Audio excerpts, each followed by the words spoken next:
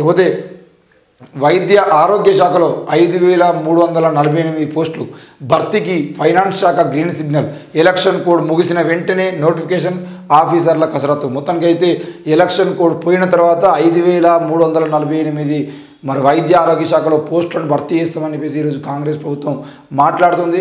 ఇవన్నీ కూడా కేవలం ఎలక్షన్ల కోసం జరుగుతున్న స్టంట్స్ అనే విషయాన్ని మనం అర్థం చేసుకోవాలి. నిజంగానే 5348 పోస్టులు కనుక ఖాళీ ఉండేదంటే ఈరోజు ఆ ఖాళీ ఉన్నటువంటి పోస్టులని ఎలక్షన్ కోడ్ రాకముందే భర్తీ చేస్తే మనకు ఎలక్షన్ కోడ్ అయిపోయిన తర్వాతనే ఎగ్జామ్ పెట్టుకోవచ్చు. మరి ఈరోజు జూన్ 4వ తారీఖు నాడు రిజల్ట్స్ ఉంటాయి. జూన్ 4వ తారీఖు తర్వాత మళ్ళీ కొత్త ఎంపీలు ఎన్నికైన తర్వాత వాళ్ళ ప్రమాణ స్వీకారాలు, కొత్త ప్రభుత్వం కేంద్రంలో ఏ ప్రభుత్వం ఏర్పడుతుంది, ఏం జరుగుతుంది, అవంతా అయిపోయేసరికి జూన్ జూలై అవుతుంది. జూలైలో నోటిఫికేషన్ ఇచ్చేదంటే మళ్ళీ వచ్చే డిసెంబర్లో ఎగ్జామ్స్ ఉంటాయి. లేదంటే జూలైలో నోటిఫికేషన్ వచ్చినా కూడా అక్టోబర్లో, నవంబర్లో ఎగ్జామ్స్ ఉంటాయి. అంటే నవంబర్లో జరగబోయేటువంటి పరీక్షల గురించి ఇప్పటి నుండే 5348 పోస్టులు అంటే దగ్గర 5,500 పోస్టులు అంటే ఏం లేదన్నా కూడా ఒక 50,000 మంది నిరుద్యోగులు ఈరోజు వైద్య ఆరోగ్య శాఖకు సంబంధించిన వాళ్ళు మళ్ళీ కాంగ్రెస్ ప్రభుత్వానికి ఓట్లు వేసే విధంగా వాళ్ళు కుట్రలు వేస్తున్నారు. ఇది కూడా మనం అర్థం చేసుకోవాలి. యువతే BRS third place, majority Lok Sabha స్థానంలో ఇదే పరిస్థితి. పార్టీ సర్వేల్లో తేటతెల్లం.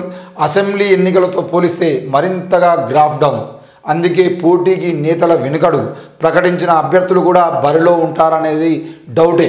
పైకి మాత్రం గెలుపుపై అధిష్టానం ధీమా అని చెప్పేసి వార్త వస్తుంది. మరి నిన్న మొన్నటి వరకు 10 ఏళ్ల పాటు తెలంగాణలో అధికారాన్ని కొనసాగించినటువంటి కేసీఆర్ ఎందుకు ఈరోజు థర్డ్ ప్లేస్కి పడిపోయాడు? థర్డ్ ప్లేస్కి పడిపోవాల్సినటువంటి అవసరం ఏమొచ్చింది? అంతటి పరిస్థితులు ఏమై ఉంటాయి? ఒక్కసారి తిరిగి ఆలోచించుకోవాల్సిన అవసరం కేసీఆర్ కుటుంబ సభ్యులకి కంపల్సరీ ఉంటుంది. ఈరోజు అసెంబ్లీ ఎన్నికలతో పోలిస్తే పార్టీ గ్రాఫ్ మరింత పడిపోయింది. దాంతోపాటు అభ్యర్థులు ఎవరైతే ఉన్నారో ఎంపీ అభ్యర్థులు, ఆ ఎంపీ అభ్యర్థులు పోటీ చేయడానికి కూడా వెనుకపోతున్నారు.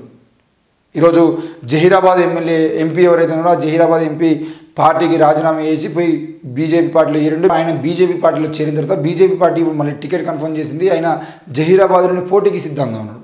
ఈరోజు చేవెళ్ళ రంజిత్ రెడ్డిని చూసినట్లయితే చేవెళ్ళ రంజిత్ రెడ్డి కూడా ఈరోజు బీఆర్ఎస్ పార్టీ నుండి పోటీ చేయాలంటే భయపడి అసలు పోటీకి ఎంత ఖర్చు అయినా మేము చూసుకుంటాము, నువ్వు పోటీ చేయి అని చెప్పేసి బీఆర్ఎస్ నాయకులు చెప్పినప్పటికీ ఈరోజు కాంగ్రెస్ పార్టీ చేరిన పరిస్థితి. లేదంటే వరంగల్లో పసునూరి దయాకర్, మాజీ ఎంపీగా ఉన్నటువంటి దయాకర్ మరి ఈరోజు కాంగ్రెస్ పార్టీలో చేరి కాంగ్రెస్ పార్టీ నుండి పోటీ చేయాలని ప్రయత్నం చేస్తున్నాడు. ఇట్లా బీఆర్ఎస్లో ఉన్నటువంటి మాజీ ఎమ్మెల్యే ఆరూరు రమేష్ ఈరోజు బీజేపీలో ఏరి బీజేపీ నుండి పోటీ చేయాలని ప్రయత్నం చేస్తున్నాడు. ఈ రకంగా ఎక్కడ చూసినా కూడా దాదాపుగా తెలంగాణ రాష్ట్ర వ్యాప్తంగా ఎక్కడ చూసినా కూడా మాజీ ఎంపీలు కానీ ఈరోజు మా నాగర్ కర్నూలు ఎంపీగా ఉన్నటువంటి రాములు సార్ ఈరోజు మరి బీజేపీలో ఏరి వాళ్ళ కొడుకు బీజేపీ టికెట్ ఇప్పించుకొని ఈరోజు బీజేపీ నుండి పోటీకి సిద్ధంగా పోటీలో ఉన్నాడు. అదే నాగర్ కర్నూలు నుండి బీఆర్ఎస్తో పొత్తు పెట్టుకున్నటువంటి ఆర్ఎస్ ప్రవీణ్ కుమార్ గారు కూడా బీఆర్ఎస్లో చేరినటువంటి ఆర్ఎస్ ప్రవీణ్ కుమార్ గారు కూడా ఇక నాగర్ కర్నూలు పోటీ చేయాలని ప్రయత్నం చేస్తున్నాడు. మరి అక్కడ రాములు గారేమో క్లియర్గా బీజేపీ నుండి టికెట్ తెచ్చుకొని దాదాపు 15 రోజుల క్రితం నుండే పని స్టార్ట్ చేసుకొని రాజకీయం చేస్తున్నాడు. బూత్ లెవెల్లో కూడా అక్కడ కార్యక్రమాలు చేసుకుంటున్నాడు.